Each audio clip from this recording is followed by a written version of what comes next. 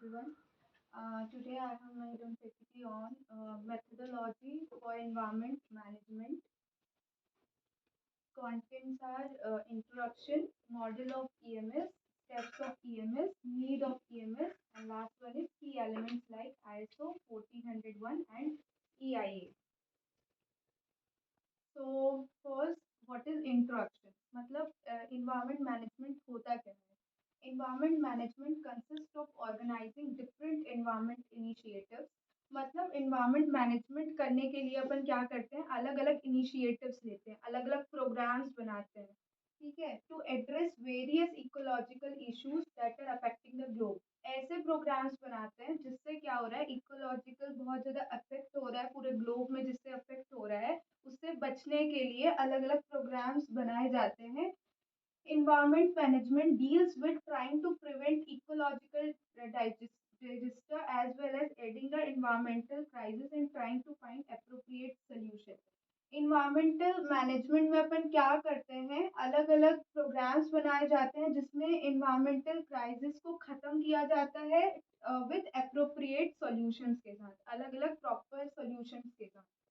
And environmental management system, ये किसके under आता है, एनवायरमेंट मैनेजमेंट सिस्टम के अंदर आता है, जिसको EMS बोलते हैं.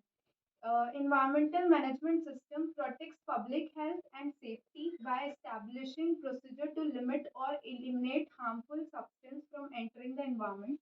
इसमें कैसे environmental system में क्या करते हैं अपन, ऐसे सब्सटेंस बनाए जाते हैं, ऐसी प्रोसीजर्स बनाए जाते हैं जो हार्मफुल सब्सटेंस को कम करके इन्वायरमेंट को हेल्दी बनाते हैं, इंक्लूडिंग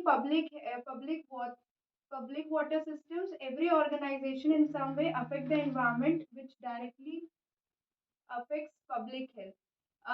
क्या होता है, अगर इन्वायरमेंट कहीं ना कहीं कैसे भी करके पब्लिक हेल्थ को अफेक्ट करता ही है, तो इन्वायरमेंटल मैनेजमेंट सिस्टम में अपन क्या करते हैं, हेल्दी ग्रोथ ऑफ सोसाइटी के लिए स्टेप्स लिए जाते हैं.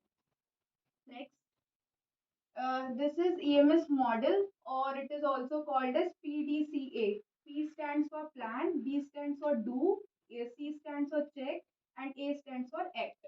इसमें क्या किया जाता है, सबसे पहले पर्टिकुलर किस टॉपिक पे अपन को काम करना है उसकी प्लानिंग की जाती है, फिर उसका इम्प्लीमेशन किया जाता है, मतलब क्या काम किया जाता है, फिर चेक किया जाता है कि जो भी अपन काम किए हैं वेदर इट इज राइट और रॉन्ग, फिर उसके बाद उसमें एक्ट किया जाता है, अगर वो सही है तब तो फिर वो आगे जाते हैं, अपन नहीं है तो फिर उसमें फर्दर काम किया जाता है, फिर उसके बाद उसको आगे बढ़ाया जाता है. इट इज कंटिन्यूअस प्रोसेस, ये हमेशा होती रहती है. Next, steps in EMS. वही लिखा है कि सबसे पहले प्लानिंग की जाती है, जैसे इसमें एक एग्जांपल लिया हुआ है कि एयर पॉल्यूटेंट्स, मतलब एयर पॉल्यूटेंट्स के वजह से सबसे ज्यादा इन्वायरमेंट में पॉल्यूशन हो रहा है. फिर उसके बाद उसमें देखा जाता है कि किस चीज मतलब हेल्थ एंड सेफ्टी, मतलब लोगों को उससे बीमारियां ज्यादा पहुंच रही हैं. फिर उसके बाद उसके लीगल अदर रिक्वायरमेंट्स लिए जाते हैं, ऑब्जेक्टिव एंड टारगेट सेट किए जाते हैं कि इसमें काम करना है अपन को. फिर मैनेजमेंट किया जाता है, action to support objective and target.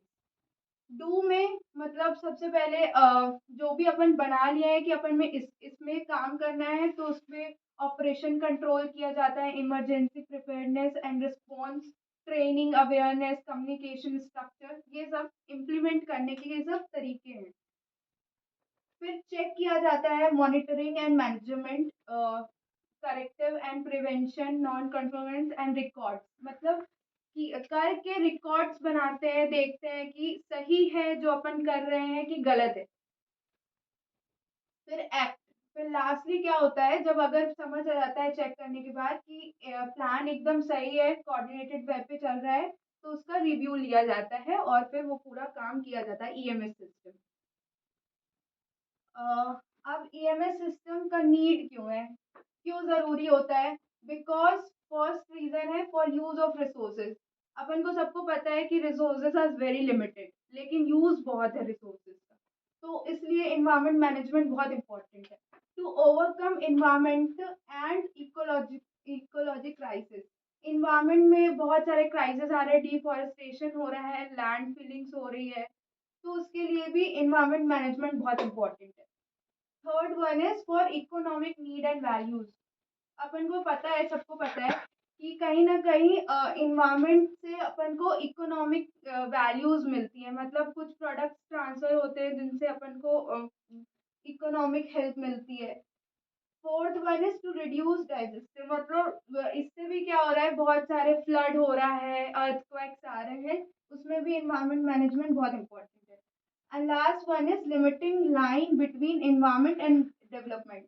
इसका मतलब ये होता है कि डेवलपमेंट के साथ साथ इन्वायरमेंट को प्रोटेक्ट करना, मतलब इन्वायरमेंट को साथ ही साथ डेवलप करो और उसके साथ उसके प्रोटेक्ट करके भी रखना।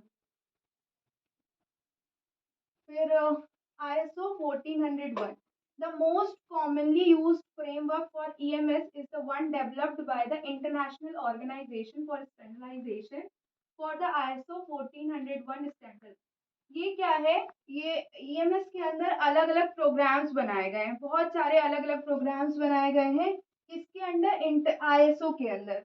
अब ISO के में बहुत सारे क्या है, नॉब्स हैं, जैसे 1401, ये अभी अभी लॉन्च 2015 में मैम ये हुआ है, और इसके पहले भी ये ISO 1401 टू 1996 में सबसे पहले लॉन्च हुआ था। ये किस में बेस्ड होता है, plan do check act methodology पे बेस्ड होता है। इसमें भी वही किया जाता है, सबसे पहले कमिटमेंट एंड पॉलिसी, मतलब किस किस एरिया पे काम करना है उसमें प्लानिंग की जाती है, इम्प्लीमेंट किया जाता है मतलब डू, फिर इवोल्यूशन किया जाता है, मतलब इस पे चेक किया जाता है, फिर रिव्यू मतलब एक्ट एक्ट करके रिव्यूज दिए जाते हैं उस पे। Last one is EIA। इसका सिंपल मीनिंग ये होता है, जैसे कि अगर किसी को कोई इंडस्ट्री बनानी है तो क्या होगा, उससे इंडस्ट्री बनाएंगे उससे पोल्यूशन होगा, तो डायरेक्टली अपन ऐसे ही इंडस्ट्री नहीं बना सकते, उसके लिए अपन को गवर्नमेंट से क्या लेना पड़ता है, एक सर्टिफिकेट बनवाना पड़ता है, EIA नाम का। इसको बोलते हैं इन्वायरमेंट इम्पैक्ट असेसमेंट।